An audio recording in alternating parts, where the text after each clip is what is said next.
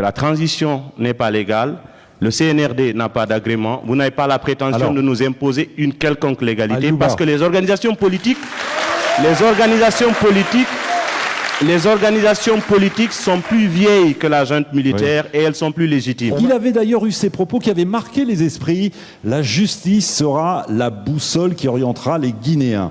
Mamadi Doumbouya s'était engagé à organiser une transition inclusive et apaisée. Plus de 3 ans après, quelles sont les avancées et les échecs? Quels défis reste-t-il à relever avant le retour des civils au pouvoir? Un retour, je le rappelle, initialement prévu au plus tard le 31 décembre de cette année. Et selon le calendrier qui nous avait été annoncé, la Guinée aurait dû être à quelques jours près, en ce moment même, en pleine campagne électorale en vue de l'élection présidentielle. Seulement voilà, le processus prend du retard, la transition s'éternise. Pour en parler avec le public, avec vous qui êtes présents ce matin ici au Centre culturel franco-guinéen, 3 invités, merci de les accueillir. Je vous les présente. Saïkou Oumar Baldé, bonjour. Bonjour. Avec nous également ce matin, Aliouba, bonjour. Bonjour Juan. Président du parti modèle, le mouvement démocratique libéral. Et à vos côtés, Alimatou Camara, soyez la bienvenue, bonjour. Oui, bonjour Juan. Et merci pour l'invitation. Et merci à vous d'avoir accepté notre invitation. Vous êtes avocate, militante des droits humains. Avant de donner le micro RFI au public qui s'impatiente, public venu très nombreux et qui souhaite évidemment s'exprimer ce matin, Alimatou Camara, qu'aviez-vous ressenti le 5 septembre 2021, le jour du coup d'État? J'avoue que quand il y a eu le coup d'État et que j'ai vu les premières images du colonel à l'époque, j'ai eu un sentiment de peur.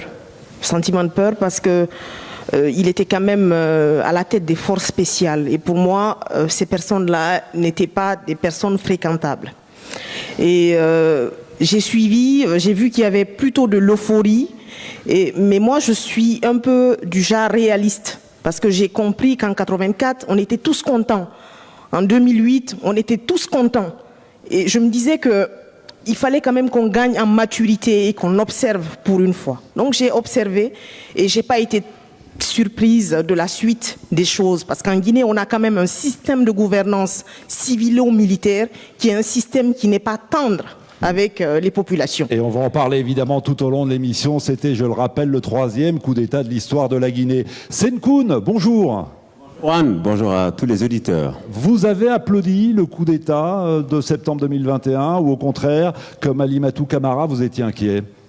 Oui, au début, j'étais vraiment inquiet. Voilà, de la façon d'abord dont s'est passé le coup d'État et je me suis dit, ben, on va nous amener où encore?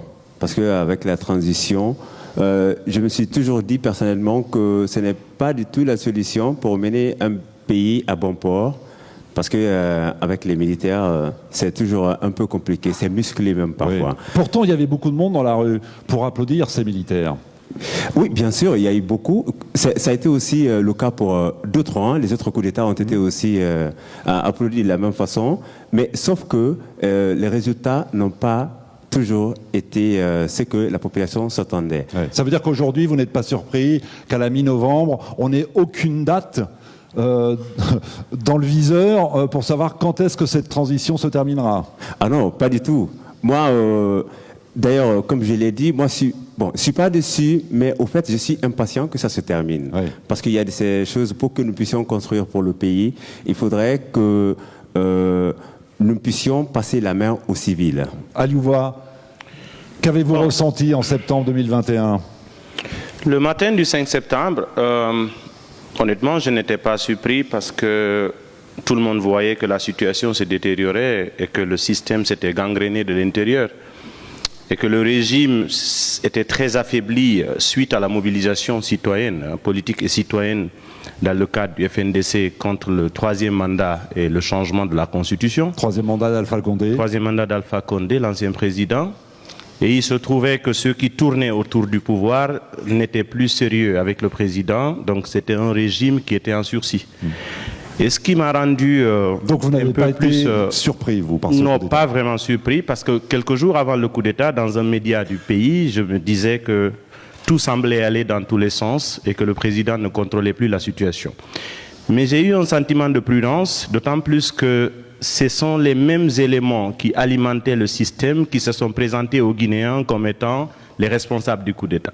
Et que c'est une mauvaise répétition de l'histoire, c'est-à-dire 84, le système a généré ce qu'il a fait chuter. En 2008, c'était la même chose, et les forces spéciales étaient l'émanation du régime d'Alpha Condé, donc il n'y avait pas de raison de croire que ça pouvait être différent. Mais on s'est donné un espoir, parce que c'est le résultat aussi de notre lutte. La fin du 3e mandat, c'était une satisfaction pour nous, mais nous sommes restés vigilants et prudents. C'est pourquoi, personnellement, et l'organisation que je dirige, nous avons pris la posture de la prudence, et je crois que le temps nous a donné raison. Saïkou Oumar Baldé. Oui, effectivement, le coup d'État, je n'ai pas été surpris, parce qu'en tant que chercheur, enseignant-chercheur, j'avais produit un mois avant la prise de pouvoir un article justement là-dessus, une réflexion autour des vicissitudes autour des processus électoraux, notamment le changement constitutionnel. Et j'ai publié, mon livre est sorti 3 jours après le coup d'État, où j'annonçais effectivement cela. Ça résulte effectivement d'un ras-le-bol social, d'un processus... Un coup d'État salutaire, alors? Un coup d'État, oui, parce que ça vient répondre en quelque sorte à un besoin de changement qui était là, qui était exprimé notamment par le FNDC, par les partis politiques, par un certain nombre d'acteurs qui voulaient avoir ce changement-là. Donc, c'est intervenu, si vous me permettez, très rapidement, pour répondre à M. Senkou, qui, effectivement, avait ce même sentiment et qu'aujourd'hui, vous vous impatientez. Je veux dire que gardez un peu patience, parce qu'il y a un processus à construire. L'idée, ce n'est pas de bâcler les étapes. Il y a des étapes à construire pas à pas, et ce processus-là 2020 résulte en quelque sorte de l'absence de sérieux que nous avons connu durant ces dernières années. Alors on va évidemment s'attarder sur chacune de ces étapes indispensables avant les élections, le retour dans l'ordre constitutionnel. Bonjour Abdoul. Bonjour Juan, bonjour à tous les auditeurs de RFI. Vous souhaitiez nous interpeller sur la récente décision de dissoudre une 50aine de formations politiques et de suspendre 54 partis. Oui, Juan, 53 partis politiques ont été dissous, 54 suspendus, 67 mis sous observation par le ministère de l'administration du territoire et de la décentralisation. Sauf que nous, ce n'est pas le problème de suspendre ou d'évaluer qui a fait le problème, c'est sur les critères sur lesquels le ministère s'est basé pour évaluer ces différents partis politiques. Les raisons invoquées ne vous ont pas convaincu? Pas du tout, parce que pour nous, ce ne sont que des obstacles ou des prétextes qu'on est en train de chercher pour éliminer les uns et maintenir les autres afin de se faire un chemin vers le pouvoir. Oui. Alors, ce qu'invoquent les autorités, c'est que l'agrément de ces partis n'était pas valide. On leur reproche un certain manque de transparence concernant leur comptabilité. Bref, tous ces partis, selon les autorités, n'étaient pas en règle. Pour nous, ça ne devait pas être le projet de la transition. Je pense que s'il s'agit d'évaluer les partis politiques, c'est vrai quand même que tout le monde sait très bien que les partis politiques qui répondent les critères dans ce pays. Il y a plus de 200 partis dans ce pays. Absolument, cela fait partie de grandissement du paysage guinéen. Les Guinéens sont libres de créer leurs partis politiques. C'est peut-être même les administrations qui ont accepté à ce que les partis politiques là créent ces partis au moment où ils jouaient le jeu. Mais pendant que nous constatons que peut-être ces partis politiques peuvent être des obstacles vers le pouvoir, on trouve tous les prétextes pour les éliminer peut-être. Ouais. Un prétexte pour mettre à l'écart un certain nombre d'opposants. On a un opposant ici sur la scène du Centre culturel franco-guinéen. Aliouba, vous avez perçu cette décision comme étant un musellement de la classe politique? 2 anomalies majeures. D'abord, la première, il n'appartient pas à une autorité d'évaluer des partis politiques, ce sont les électeurs qui évaluent un parti politique. Un parti politique est destiné à aller aux élections. Mais excusez-moi, si vous n'êtes pas en règle, justement, qui vous évalue pour savoir que vous êtes en règle? À réponse, on aurait dit clairement dire au CNRD de nous présenter son agrément. La junte, CNRD, c'est la junte. Le CNRD n'a pas d'agrément. Alors, sur la base de quoi cette évaluation a été faite? C'est prétentieux. D'ailleurs, le terme lui-même, nous l'avons récusé. Et lorsque nous avons checké la procédure elle-même, nous avons regardé à l'intérieur, nous nous sommes rendus compte qu'en réalité, il y a un agenda caché. Parce que le fait de mettre des partis politiques en observation pour des partis comme le nôtre, vous êtes en observation, le modèle est en observation. On nous reproche par exemple des questions de forme. On vous dit que vous n'avez pas paraphé toutes les pages de vos états financiers. Alors que de façon très simple, lorsque l'administration a besoin de vérifier les comptes d'un parti politique, vous avez juste à interroger la banque et voir la réalité des états financiers. Vous n'avez pas besoin de faire du bruit pour ça. En plus, le ministère tient plus un discours politique qu'un discours technique. Il y a en réalité une menace qui plane. C'est une sorte de chape de plomb qu'on met sur les partis politiques. On sait que sur la base des engagements pris, que la transition finit le 31 décembre, oui.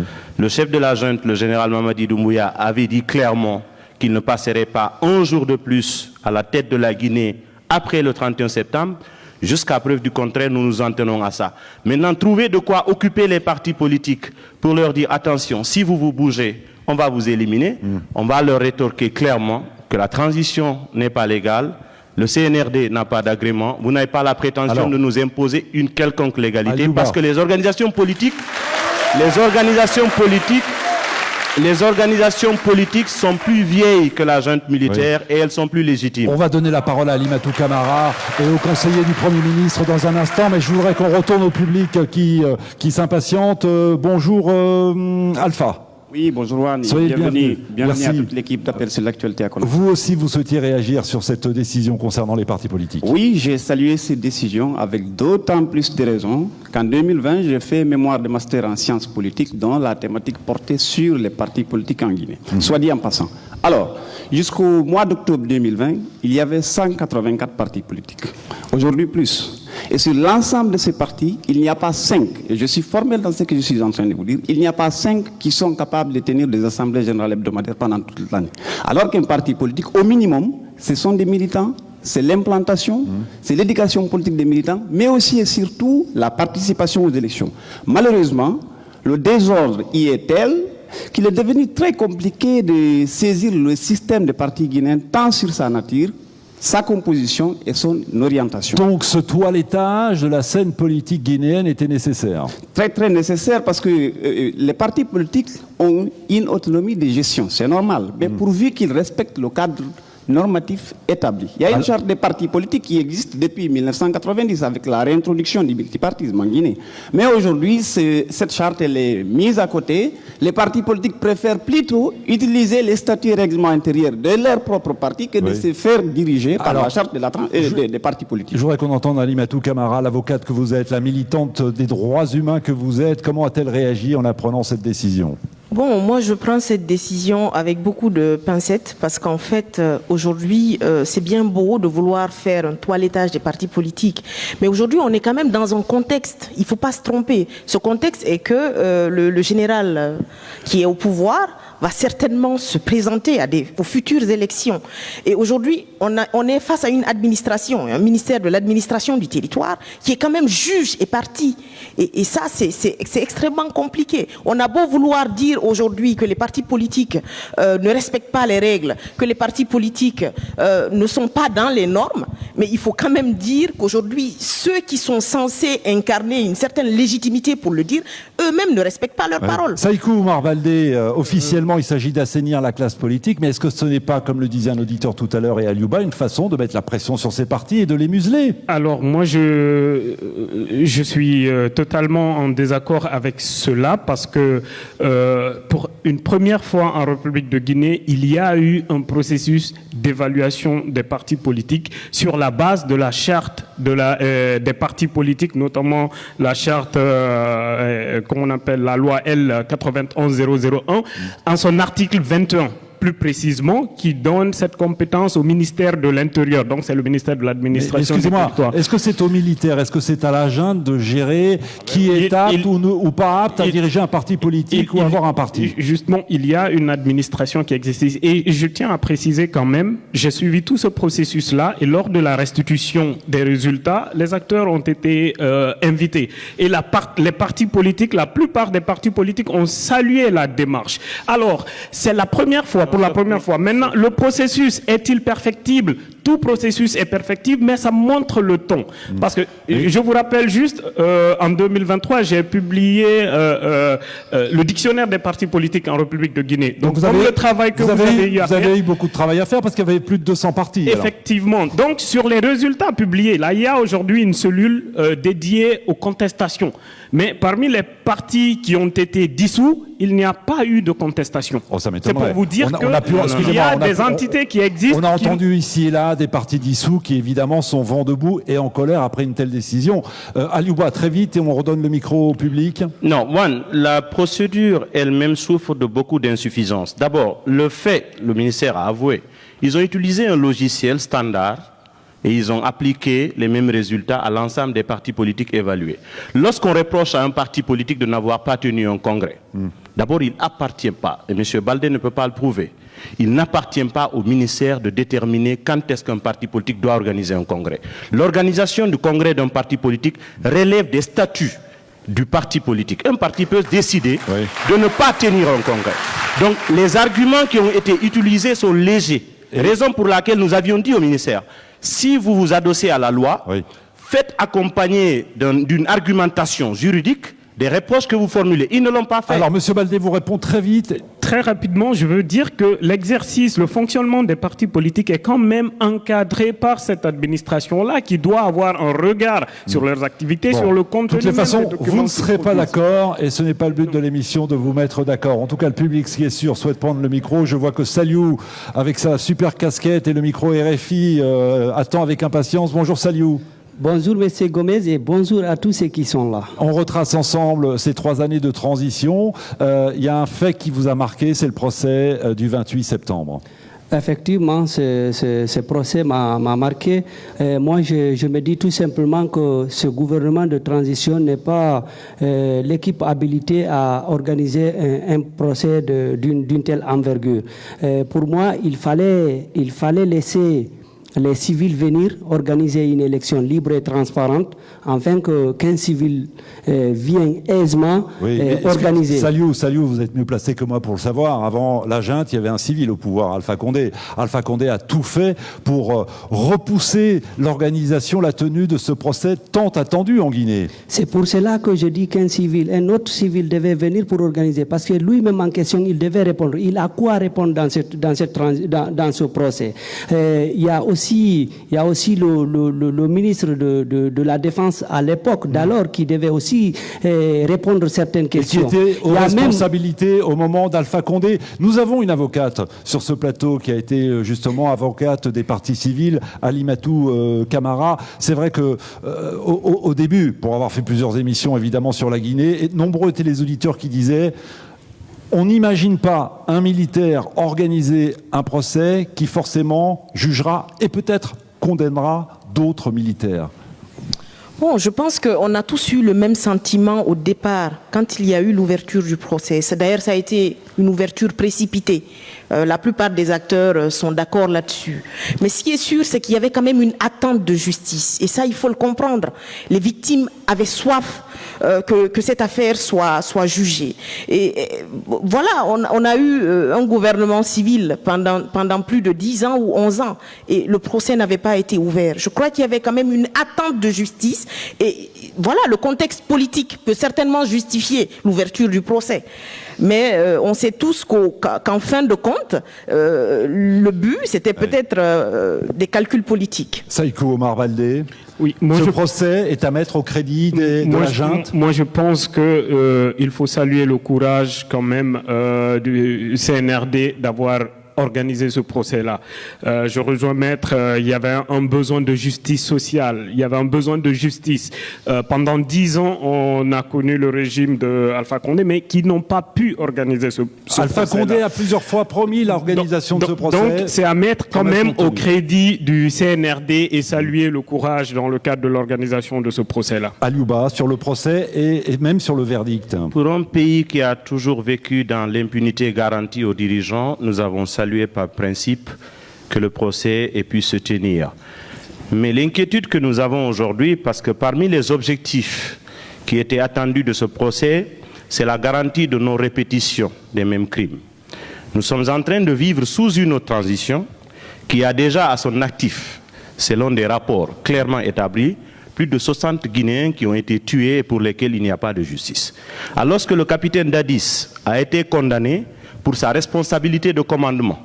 Et aujourd'hui, nous avons un chef de la junte qui est au pouvoir, qui ne nous éclaire même pas par rapport au cas de kidnapping. Nous avons 2 de nos compagnons de lutte qui sont kidnappés depuis le 9 juillet. Fonike Mengue et Biloba, dont on n'a pas les noms. 2 membres du FNDC. 2 membres du FNDC. Et on va évidemment en parler juste après la dernière édition d'Afrique Matin. L'argumentation du gouvernement consiste à dire simplement que des majeurs peuvent disparaître. Oui. Et ça, c'est l'autorité de l'État qui se justifie. On va en parler. Dire on va en parler. On est obligé de rendre l'antenne à Paris pour la dernière édition d'Afrique Matin. Merci à tous les 3, madame, messieurs. Merci au public de Conakry. On donne l'antenne à Paris pour la dernière édition d'Afrique Matin et on revient dans tout juste 10 minutes. À tout de suite.